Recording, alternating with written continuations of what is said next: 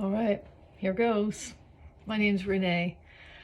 I go by the Left-Handed Reader on Instagram, Bookstagram. I just started a Bookstagram account a little while ago.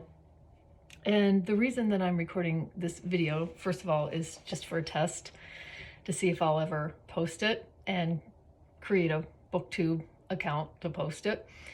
But I had a desire to connect with other readers, and I've done that on Bookstagram. I love the people that I'm connected with and the new people that I'm connecting with, and especially learning about books that I don't know of and being inspired to read them.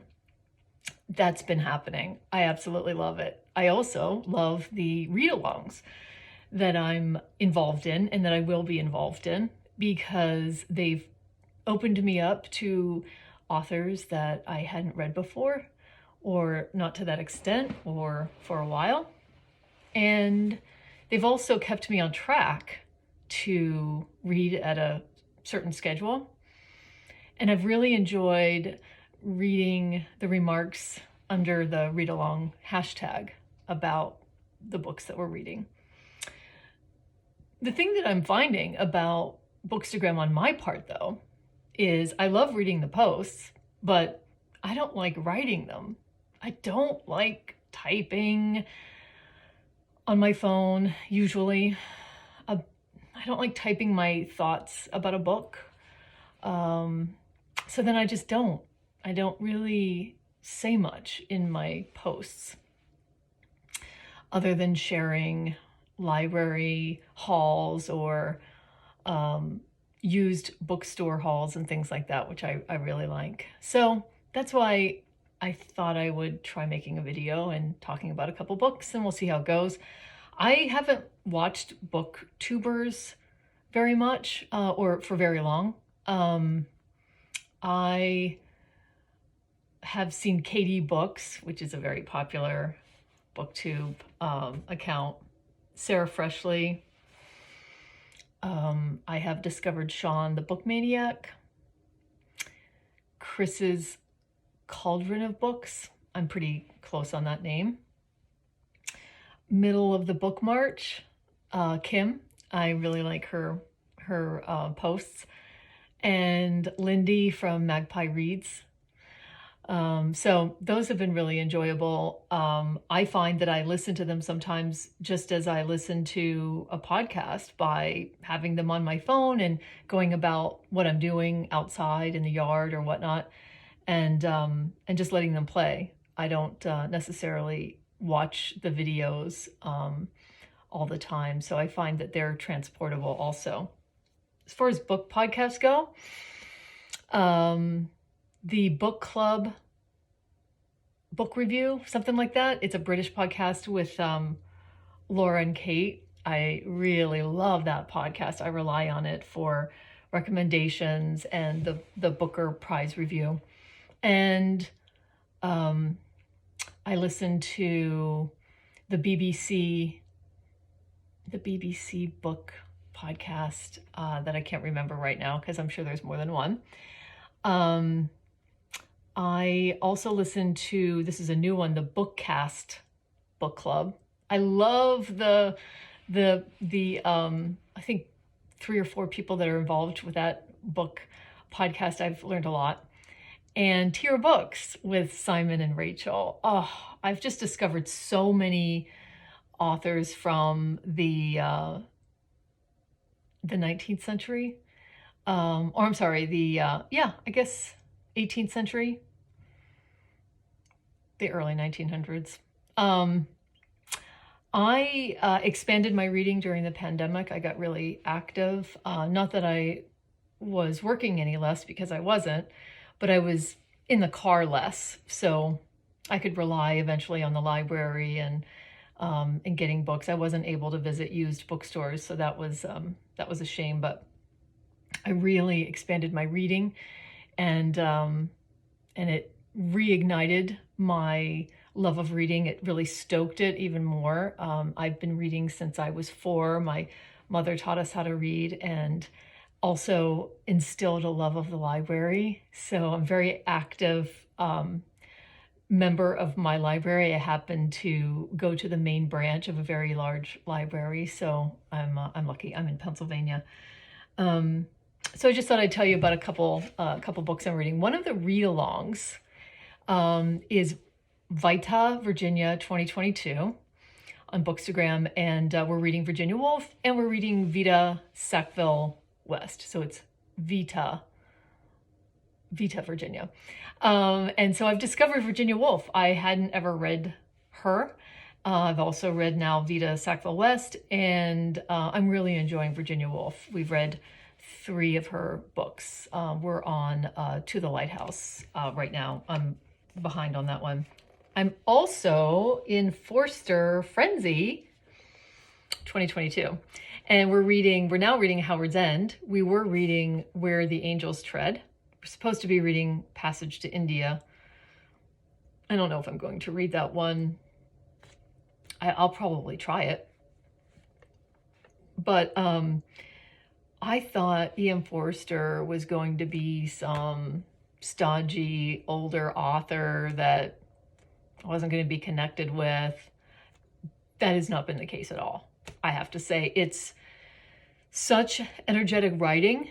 And on both of these books that I've read so far, he writes as if each chapter was the scene of a play. It's so invigorating, and the interior lives of these characters are on the page. It's really been a delight.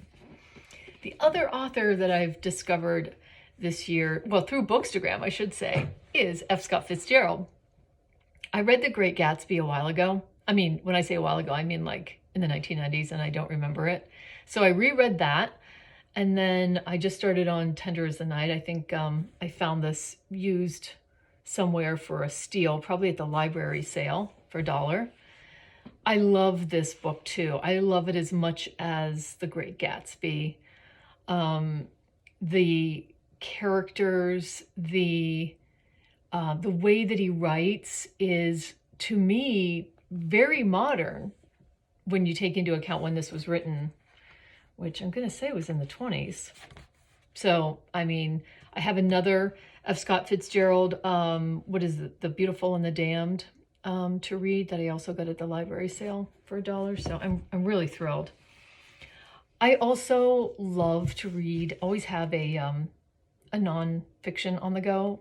And usually it's journalistic nonfiction, but this one is told as a story, but is backed up by all the research that the author Mick Conifrey has done. And he explains where his research comes from. And so this is about the 1922 Everest expedition. It's not the 1924 expedition, which is the one that's talked about more. It's got some mystery to it. It might be a better story, so to speak, because it's still somewhat of a mystery today. But this is Mallory's 1922 expedition. And right now in the beginning of the story, they're talking about getting permission from India and from the Dalai Lama. So, I mean, it's really engaging. I'm a climber. I'm not this kind of climber. I'm just a regular climber. So this kind of climbing, which is more like mountaineering, is fascinating. And especially the early stories where they didn't have the gear or the clothing. I mean, they're wearing wool and leather boots in those early days. And I've had on the go for a long time, and will probably have on the go for quite a time more, is Infinite Jest. This was a Bookstagram Maybe Do It book. I had read David Foster Wallace in a few years ago when The Pale King came out, more than a few years ago. And I just couldn't get on with it. It sat there unread. I got to a certain point and I wasn't driven to pick it up again. This one, I have to say, has been different for me. I am 600 and some pages in. I am loving the I'm loving the writing. It's all about the writing for me. Yes, there's a story about the incandencias, that's how I pronounce it, and the drug rehab facility. And then there's something else going on with entertainment that's wacky and dangerous and underground. But it's really the writing. He is so cinematic, and he doesn't use an extra word. I mean, I say there aren't extra words. I mean, there's plenty of words. There's lots of rants, but every single word is so carefully chosen. I don't know how he wrote this book in 3 years or some crazy length of time and then had it published. It's insane. It has one of the best opening scenes of a book that I have ever read. It's so, again, cinematic. You can see the whole thing playing out, and it's such a delight. You could see this being the opening scene of a movie, and it's so funny. The opening scene just happens to be funny. On that point, I will note that this book is not just fun and games. There are some serious parts of it. There are some sad parts of it. There are some tough parts of it. There's a little bit of animal cruelty by one of the people at the drug addiction center that was hard for me to keep going, even though it's a page or a couple pages, but I struggled. But I kept on going. I'm glad that I kept on going. I just didn't see that coming. I mean, you wouldn't. It is completely incongruous with the book, which is probably why I didn't like it. Not that I ever want to read about cruelty of any kind, but you know what I mean. It was incongruous in this regard. So that's on the go. I have other books to talk about. I get most of my books from used bookstores. I love the Hunt or library sales, and of course the library. So I'm looking forward to sharing some library hauls and used book hauls with you, if I in fact ever post this video. Thanks for watching.